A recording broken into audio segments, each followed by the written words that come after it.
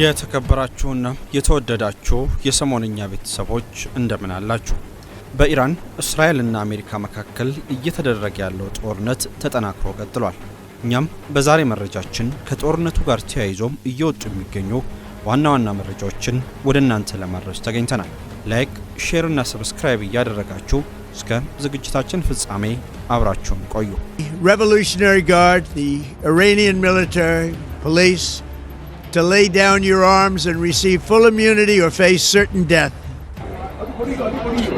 የአሜሪካ ወታደሮች ተገለዋል። ኩዌት ውስጥ የተከሰከሰው የአሜሪካ ጄት። በኢራንና በአሜሪካ መካከል እየተካሄደ ባለው ወታደራዊ ግጭት 3 የአሜሪካ ወታደሮች መገደላቸውንና ሌሎች 5 ደግሞ ከባድ ጉዳት እንደደረሰባቸው የሀገሪቱ ማዕከላዊ እዝ አሊያም ሴንትኮም አስታውቋል።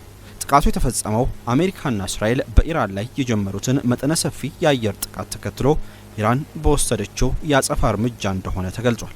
የፔንታጎን ባለስልጣናት ወታደሮቹ የተገደሉበትን ትክክለኛ ቦታ ባይገልጹም የተገደሉት ወታደሮች በኩዌት በሚገኝ የአሜሪካም የጦር ሰፈር ውስጥ የነበሩ የሰራዊት አባላት እንደሆኑ ተዘግቧል። ከሟቾቹ በተጨማሪ ሌሎች ወታደሮች መጠነኛ የፍንጣሪና የድንጋጤ ጉዳት የደረሰባቸው ሲሆን ወደ ስራቸው እየተመለሱ መሆኑን የአሜሪካ ማዕከላዊ እዝ ይፋ አድርጓል። ፕሬዝዳንት ዶናልድ ትራምፕ እሁድለት ባስተላለፉት የቪዲዮ መልእክት ለሟች ቤተሰቦች መጽናናትን ተመኝተው ለወታደሮቹ ሞት አጸፋ እንደሚመለስ ዝቷል።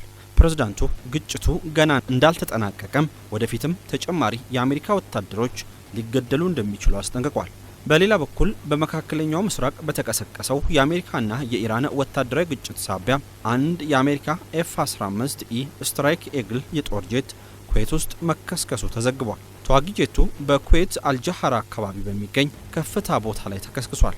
በማህበራዊ ሚዲያ ላይ የተሰራጩ ምስሎች አውሮፕላኑ በእሳት ተያይዞም ወደ መሬት ሲወርድ ያሳያሉ። በጄት ውስጥ የነበሩት 2 አብራሪዎች አውሮፕላኑ ከመከስከሱ በፊት በፓራሹት ዘለው በመውጣታቸው በህይወት ተርፈዋል። በአካባቢው የነበሩ የኩዌት ዜጎች አብራሪዎቹን በሲቪል መኪና በመጫን ወደ ኩዌት ባለስልጣናት እንዲደርሱ አድርጓል። የጄቱ ስብርባሪዎች ሚና አልሐማዲ በተባለ የነዳጅ ማጣሪያ ግቢ ውስጥ በመውደቃቸው 2 ሰራተኞች ላይ ቀላል ጉዳትን አድርሷል። አንዳንድ ምንጮች እንደሚጠቁሙት ጄቱ በስህተት በአሜሪካው የፓትሪዮት የአየር መከላከያ ስርዓት ተመቶ ሊሆን ይችላል። የኢራን መገናኛ ብዙሃን ጄቱን የኢራን ጦር መቶት እንደጣለው ቢገልጹም አሜሪካ እስካሁን ይህንን አላረጋገጠችም። የኩዌት መከላከያ ሚኒስቴር የአደጋውን መንስኤ ለማወቅ ምርመራ እያደረገ መሆኑን አሳውቋል። 9 የእስራኤል ዜጎች በኢራን ጥቃት ተገደሉ።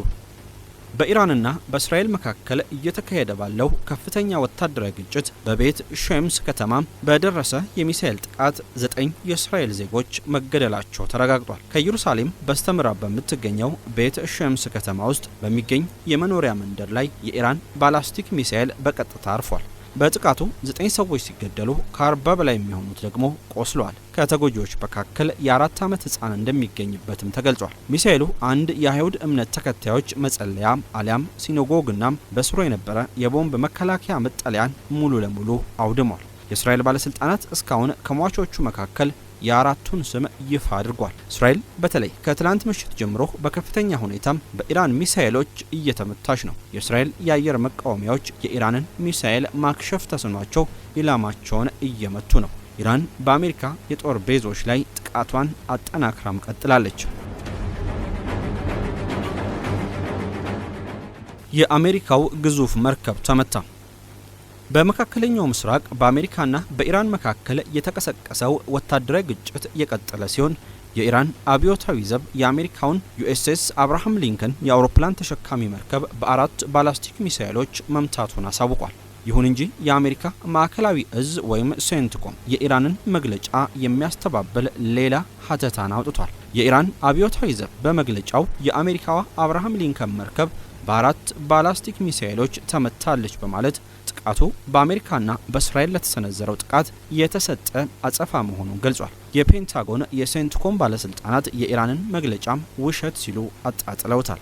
ሚሳኤሎቹ ወደ መርከቧ ሳይጠጉ በባህር ላይ መውደቃቸውንና መርከቧ ምንም አይነት ጉዳት ሳይደርስባት የአየር ላይ ጥቃት ስራዋን እየቀጠለች መሆኑን አሳውቋል። ዩኤስኤስ አብርሃም ሊንከን በአሁኑ ወቅት በአረብ ባህር ላይ የምትገኝ ሲሆን በኢራን ላይ ለሚሰነዘረው የአየር ጥቃት እንደ ተንቀሳቃሽ የአየር ማረፊያም እያገለገለችም ትገኛለች። መርከቧ በእሳት ስትቀጣጠል የሚያሳዩ ቪዲዮዎች በማህበራዊ ሚዲያ ቢሰራጩም መረጃ አጣሪዎች ቪዲዮቹ ከአርማ 3 የተባለ የቪዲዮ ጌም የተወሰደ የሐሰት ምስል መሆኑን አረጋግጧል። ይህ ክስተት የተመዘገበው አሜሪካ ኦፕሬሽን ኤፒክ ፊውሪ በሚል የጀመረችው ወታደራዊ እርምጃም በኢራን ከፍተኛ መሪ አያቶላ አሊ ሐሜኒ ላይ ግድያ ከፈጸመች በኋላ በቀጠናው ከፍተኛ ጦርነት በነገሰበት ወቅት ነው።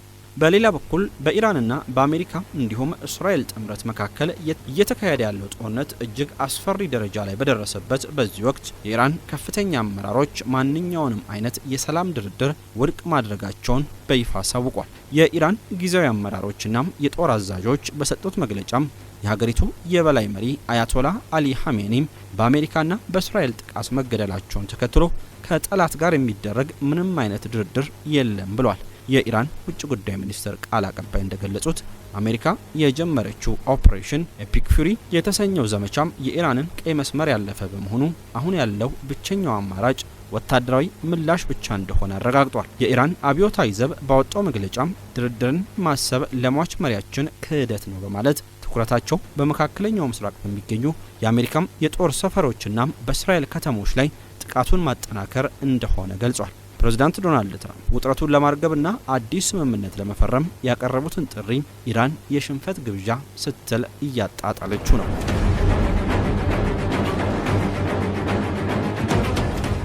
የአሜሪካ አየር መከላከያዎች ወደሙ።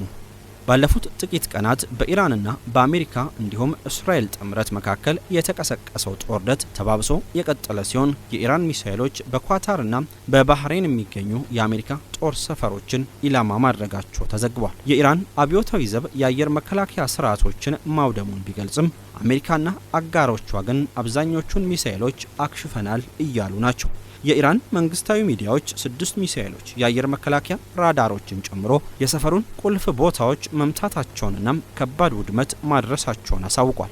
የኳታር ባለስልጣናት ጥቃቱን ቢያረጋግጡም የአየር መከላከያ ስርዓታቸው አብዛኞቹን ሚሳኤሎች ማክሸፉን ገልጿል። 2 ሚሳኤሎችና 1 ድሮን በሰፈሩ ግቢ ውስጥ ቢወድቁም የደረሰው ጉዳት አነስተኛ መሆኑንና የሰው ህይወት እንዳልጠፋ አሳውቋል። በማናማ ባህሬን የሚገኘው የአሜሪካ 5ኛ የባህር ኃይል እዝ ሌላኛው የጥቃት ኢላማ ነበር።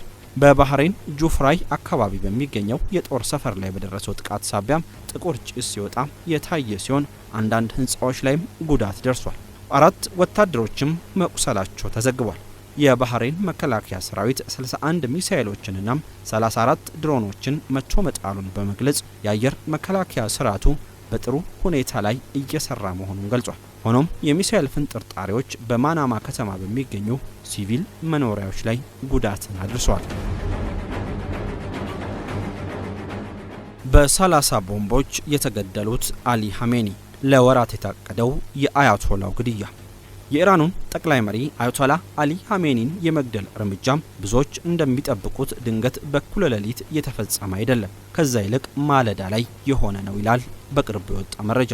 ይህ የሆነበት ምክንያት አሜሪካና እስራኤል ከሰዓታት በፊት ቀደም ብሎ እጃቸው ላይ የገባን ወሳኝ የስለላ መረጃም ለመጠቀም መወሰናቸው ነው። ለወራት ከፍተኛ የኢራን ባለስልጣናት እስኪሰባሰቡ ድረስ እየጠበቁ የነበረ ሲሆን ቅዳሜ ማለዳ በማዕከላዊ ቴህራን በሚገኘው ቅጥር ግቢ ውስጥ ሐሜኒ እንደሚገኙ ተረዱ።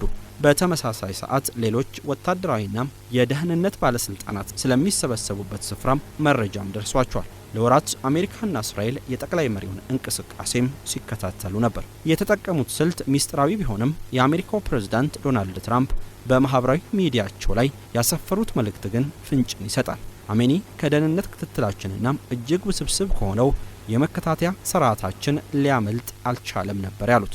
የገለጻቸው መረጃ የሚያቀብለን ሰው ሊያመላክት ቢችልም ኢራናውያን ላይ ክትትል የሚያደርግ መሳሪያ የመሆን እድሉም ሰፊ ነው። ባለፈው ዓመት ሰኔ ላይ በተካሄደው የ12 ቀናት ጦርነት ወቅት እስራኤል ከኢራን የኒውክሌር ፕሮግራም ጋር የተያያዙ ሳይንቲስቶች እንዲሁም ባለስልጣናት ላይ ኢላማ በማድረግ ጥቃትን ሰንዝራ ነበር። ውሳኔው ሲወሰድ የእስራኤል ጄቶች በአካባቢው ሰዓት አቆጣጠር ሌሊት 9:40 አካባቢ 30 ቦምቦችን ተጠቅመው ጥቃት መፈጸማቸው ተዘግቧል።